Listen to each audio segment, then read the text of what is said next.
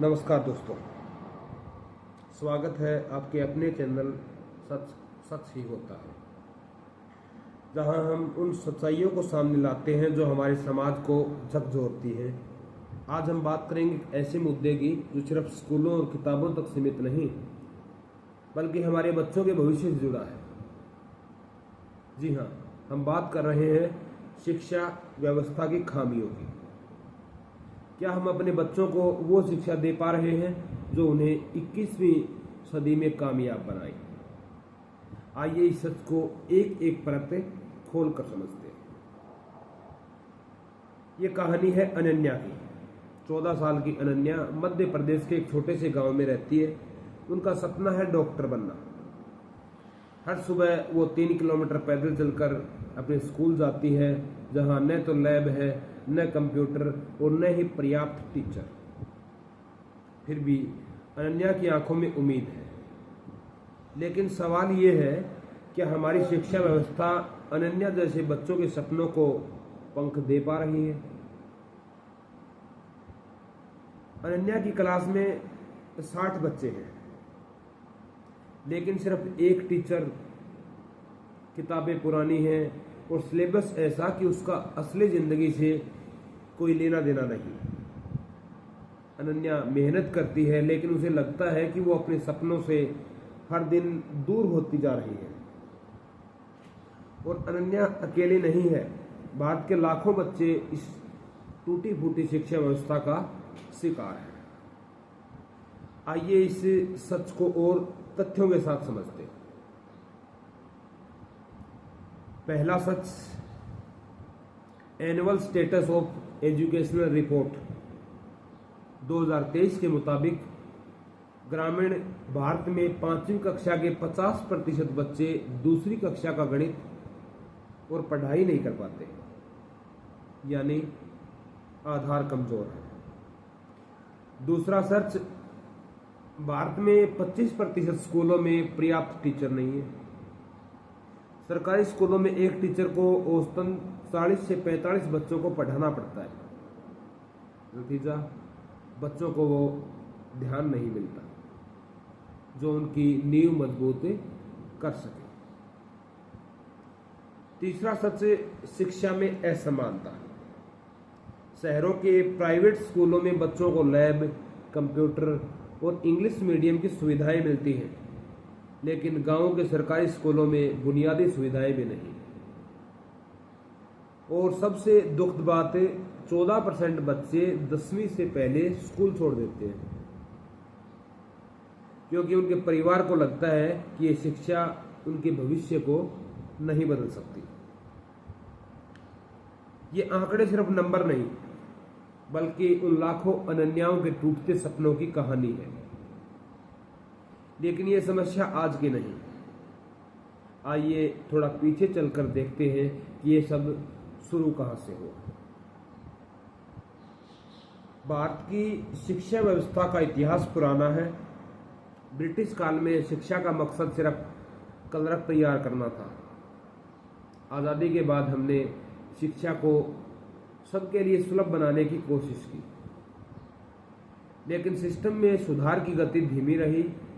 1960 और 70 के दशक में स्कूलों की संख्या बढ़ी, लेकिन गुणवत्ता पर ध्यान कम रहा।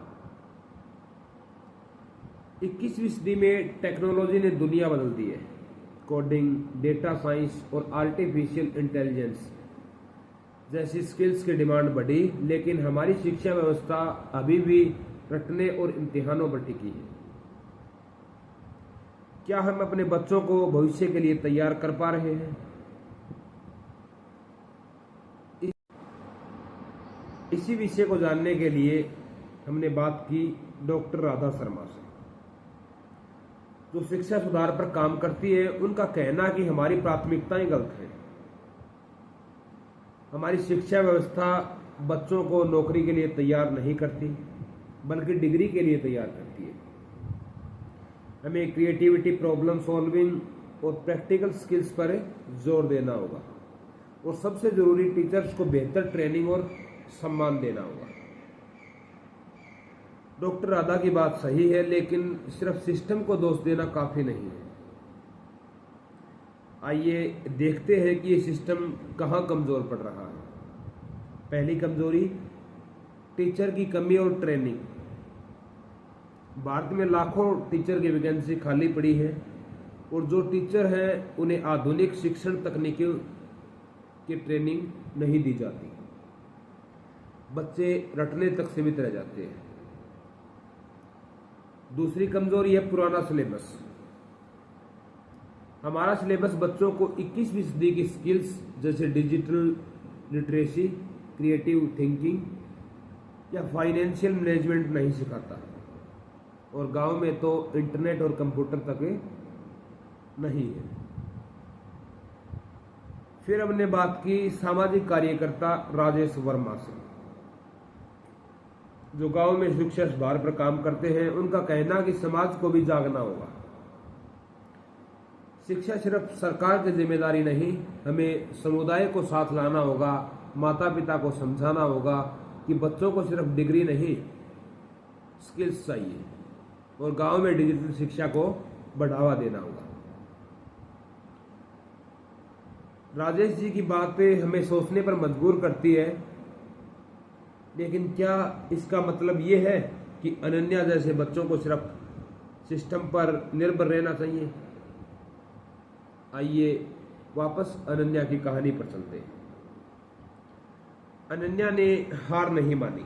एक दिन उसने अपने गांव के कुछ दोस्तों और स्थानीय एनजीओ के साथ मिलकर एक छोटा सा लर्निंग सेंटर शुरू किया, जहां बच्चे मुफ्त में किताबें पढ़ सकते हैं और ऑनलाइन कोर्सेज के जरिए विज्ञान और गणित सीख सकते हैं। अनन्या ने एक पुराने डोनेट कंप्यूटर से यूट्यूब और ऑनलाइन प्लेटफॉर्म पर मुफ्त कोर्सेज देखना शुरू किया। उसने बायोलॉजी और केमिस्ट्री के कॉन्सेप्ट सीखे और अपने दोस्तों को भी सिखाए। आज उनका लर्निंग सेंटर 30 बच्चों को मुफ्त शिक्षा दे रहा है। अनन्या जब अपने गांव की हीरो है, उसने न सिर्फ अपने सपनों को जिंदा रखा बल्कि अपने समुदाय के लिए एक मिसाल कायम की। और यहाँ समुदाय का मतलब किसी जाति विशेष से नहीं है, पूरे गांव से। और ये साबित हुआ कि बदलाव मुमकिन है अगर हम खुद से शुरुआत करें। तो इस समस्या का समाधान है क्या? पहला कदम, शिक्षा में निवेश। सरकार को सरकारी स्कूलों में टीचर्स, लैब और डिजिटल सुविधाएं बढ़ानी होगी। हर बच्चे को इंटरनेट और टेक्नोलॉजी तक पहुंच मिलनी चाहिए। दूसरा कदम, टीचर्स की ट्रेनिंग। हमें टीचर्स को नई शिक्षण तकनीकों और स्किल्स की ट्रेनिंग देनी होगी ताकि वो बच्चों को रचनात्मक और प्रैक्टिकल तरीके से पढ़ा पाए। तीसरा कदम, समुदाय की भागीदारी। हमें अनन्या जैसे बच्चों को प्रोत्साहित करना होगा। गांव में लर्निंग सेंटर्स, लाइब्रेरीज और मुफ्त ऑनलाइन कोर्सेज की सुविधाएं बढ़ानी होगी। हमने बात की प्रिया मेहता से, जो एक शिक्षा स्टार्टअप चलाती है। उनका कहना है कि बच्चों को सपने देखने का हक देना होगा। हर बच्चे में कुछ खास है। हमें उन्हें सिर्फ किताबें नहीं बल्कि स्किल्स, आत्मविश्वास और अवसर देने होंगे। अगर हम शिक्षा को मजेदार और प्रासंगिक बनाएं तो बच्चे खुद अपने भविष्य को बदल सकते हैं। प्रिया जी की बात हमें प्रेरित करती है और ये साबित करती है कि शिक्षा सिर्फ डिग्री नहीं बल्कि बच्चों के सपनों को साकार करने का जरिया है।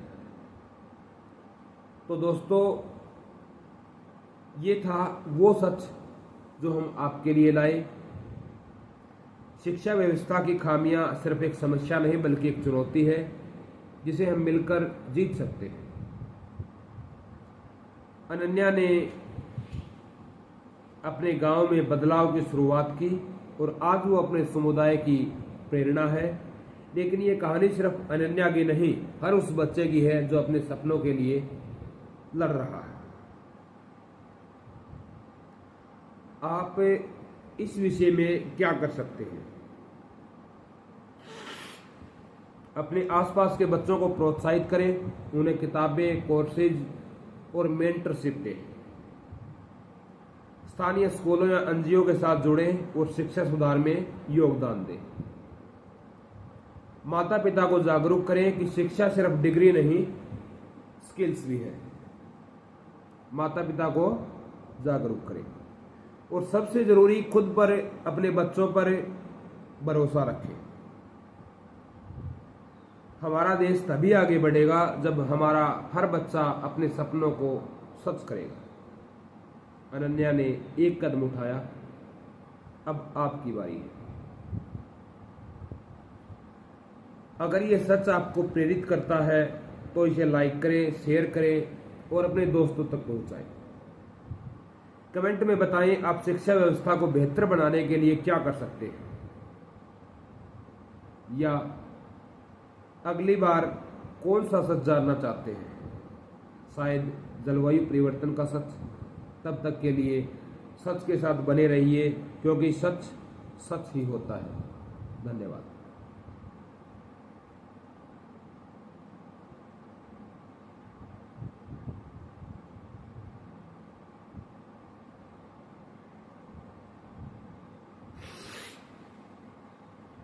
अब हम दूसरी कहानी का जिक्र करते हैं, पर्यावरण के ऊपर।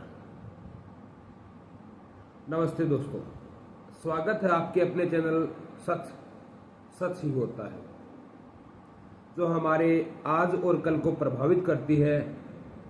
आज हम बात करेंगे एक ऐसे मुद्दे की जो सिर्फ खबरों में नहीं बल्कि हमारे खेतों, नदियों और घरों में दस्तक दे रहा है। जी हाँ, हम बात कर रहे हैं जलवायु परिवर्तन की। क्या हम अपने बच्चों के लिए एक हरा भरा भारत छोड़ पाएंगे? आइए इस सच को एक एक परत खोलकर समझते हैं। ये कहानी है सुरेश की। 40 साल का सुरेश राजस्थान के एक गांव में किसान है। 3 पीढ़ियों से उनका परिवार खेती करता आया है, लेकिन आज सुरेश के खेत सूखे पड़े हैं। बारिश कभी समय पर नहीं आती और गर्मी हर साल पहले से ज्यादा सताती है।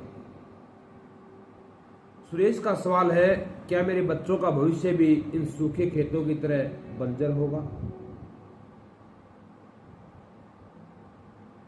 सुरेश ने पिछले 5 साल में 3 बार फसल खराब होने का दर्द झेला है।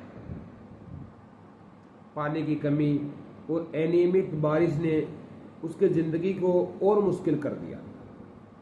लेकिन ये सिर्फ सुरेश की कहानी नहीं, भारत के लाखों किसानों, मछुआरों और आम लोग जलवायु परिवर्तन की मार झेल रहे हैं।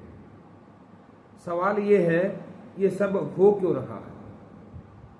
आइए हम इस विषय पर बात करते हैं और जानते हैं पहला सच। आईपीसीसी,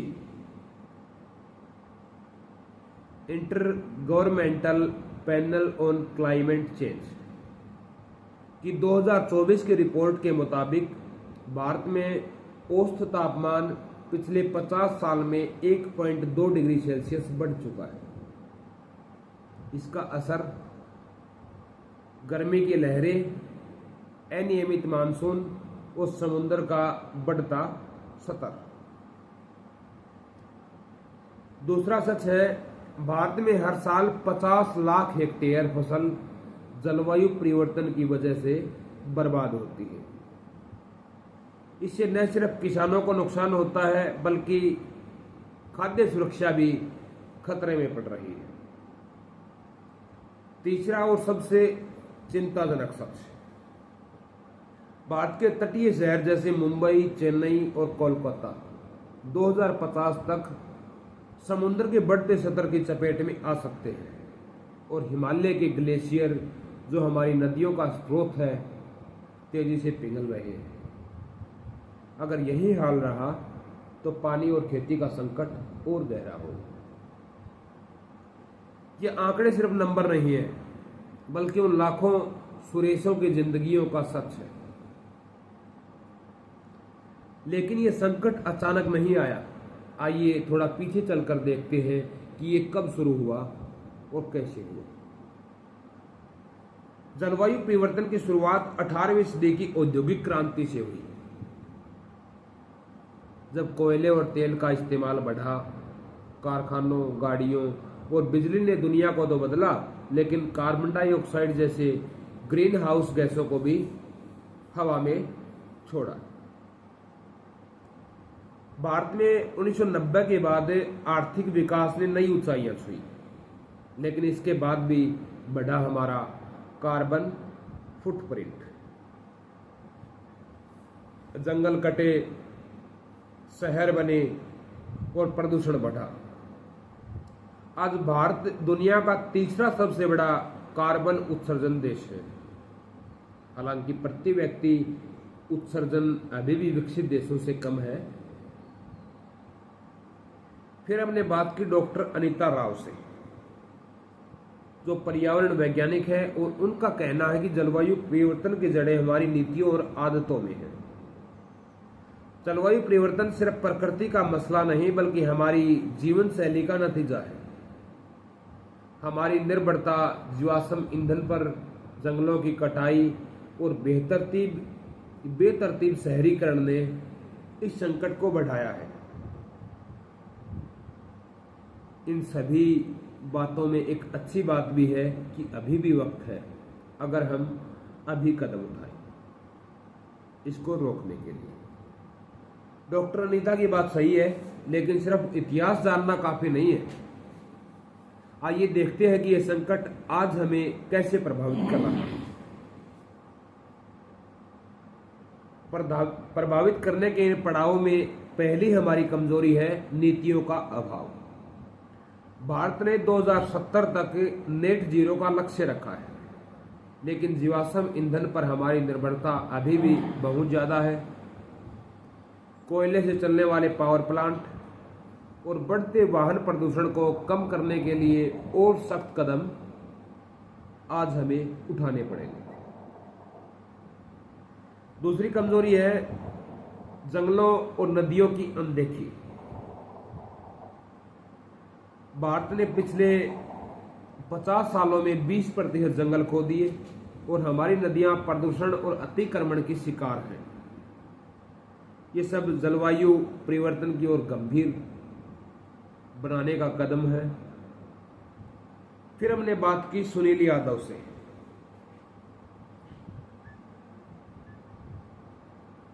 जो जलवायु जागरूकता पर काम करते हैं। उनका कहना है कि समाज को अपनी जिम्मेदारी निभानी होगी।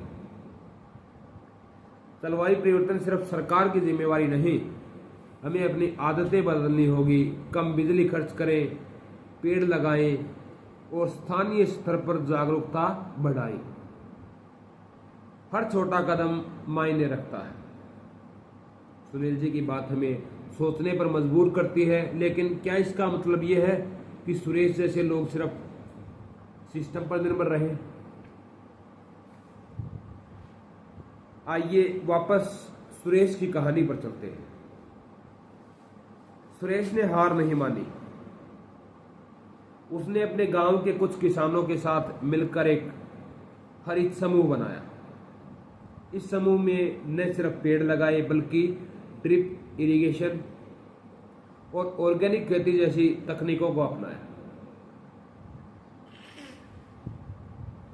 सुरेश ने अपने गांव में सोलर पैनल लगवाने के लिए स्थानीय एनजीओ से मदद ली। इससे न सिर्फ बिजली की बचत हुई, बल्कि खेतों के लिए पानी की व्यवस्था भी बेहतर हुई। आज सुरेश का गांव 50% कम पानी और बिजली इस्तेमाल करता है। सुरेश ने अपने गांव के स्कूलों में बच्चों को जलवायु परिवर्तन के बारे में जागरूक करना शुरू किया। वो चाहता है कि अगली पीढ़ी इस संकट को समझे और उससे लड़े, और उसकी ये छोटी सी कोशिश पूरे गांव को प्रेरित करती है। तो इस समस्या का समाधान है क्या? पहला कदम है नवीकरणीय ऊर्जा। भारत को सोलर, पवन और हाइड्रो एनर्जी में और निवेश करना होगा। अगर हर गांव में सोलर पैनल हो तो हम जीवाश्म ईंधन पर निर्भरता कम कर सकते हैं। दूसरा कदम है प्रकृति की रक्षा। हमें जंगलों को बचाना होगा और नदियों को साफ करना होगा। हर साल लाखों पेड़ लगाने और अवैध कटाई रोकने की जरूरत है।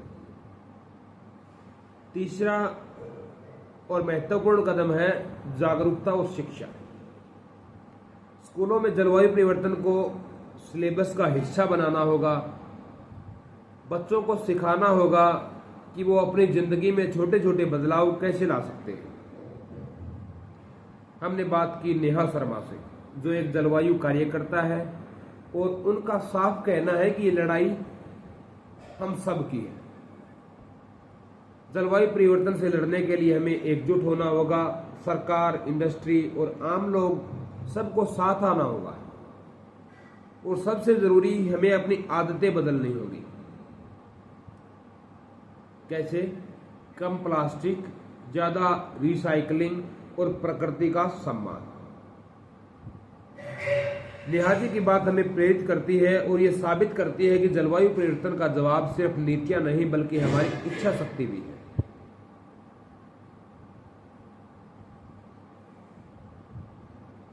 तो दोस्तों, ये था वो सच जो हम आपके लिए लाए। जलवायु परिवर्तन सिर्फ एक समस्या नहीं बल्कि एक मौका है हमारे ग्रह को बचाने का। सुरेश ने अपने गांव में बदलाव की शुरुआत की है और आज वो अपने समुदाय का हीरो है। लेकिन ये कहानी सिर्फ सुरेश की नहीं, हर उस इंसान की है जो प्रकृति के लिए लड़ रहा है। इस पर्यावरण को बचाने की मुहिम में आप क्या क्या कदम उठा सकते हैं? प्लास्टिक कम करें, पानी और बिजली बचाएं, पेड़ लगाएं और अपने आसपास जागरूकता फैलाएं। स्थानीय एनजीओ या जलवायु अभियानों से जुड़े। और सबसे जरूरी, प्रकृति को अपना दोस्त समझें, क्योंकि वो हमारा भविष्य है। हमारा भारत तभी हरा भरा रहेगा जब हम सब मिलकर इसकी रक्षा करेंगे। सुरेश ने एक कदम उठाया, अब आपकी बारी है। अगर ये सच आपको प्रेरित करता है तो इसे लाइक करें, शेयर करें और अपने दोस्तों तक पहुंचाएं। और कमेंट में बताएं आप जलवायु परिवर्तन से लड़ने के लिए क्या कर सकते हैं, या अगली बार कौन सा सच जानना चाहते हैं, जैसे भ्रष्टाचार का सच। तब तक के लिए सच के साथ बने रहिए, क्योंकि सच सच ही होता है। नमस्ते, जय हिंद, जय भारत।